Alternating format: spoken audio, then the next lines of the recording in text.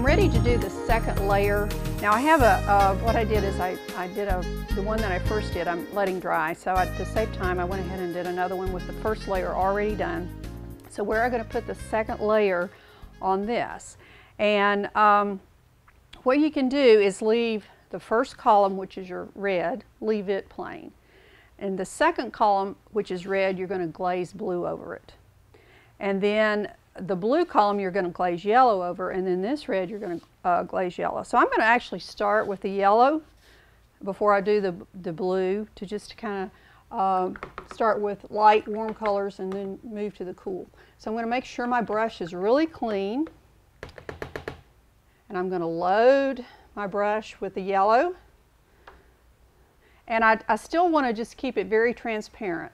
You don't want to make it any thicker, because the idea is not to actually cover completely the color underneath. The idea is to let the eye mix the color because you've glazed over it.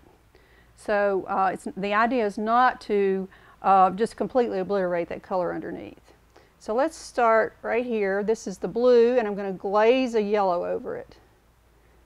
Now the blue is a little more powerful than the yellow, so you know, you won't see it as well maybe as you do when we put it over the red, or when we put the blue over the red. So one more column of yellow,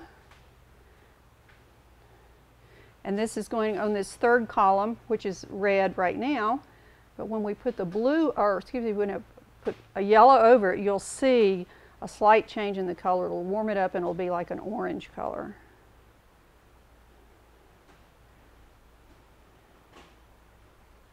Once again, we're just using a flat wash, and the mixture is probably about a 40-60 or 50-50 even. It's pretty transparent actually. Maybe more, a little bit more water than paint. So get the yellow out of my brush. And then I'm going to move to this column, the second red here, and I'm going to glaze over it with the blue.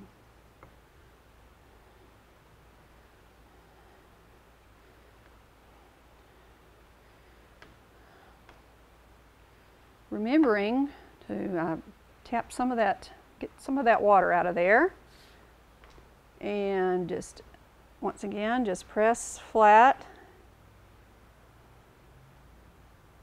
And there, and that's all you have to do. Now notice, I had 3 colors. I started with 3 colors. Now I have 6 colors, but I still just use 3 colors. So the idea with glazing is to get additional colors, you know, based on whatever you want to paint, but not necessarily by mixing, just by glazing. Okay, now that has to dry before we start going across this way. So I'm going to set this one aside and get the first one I did and add the second layer to it real quickly, and then we'll add the third layer and the fourth layer.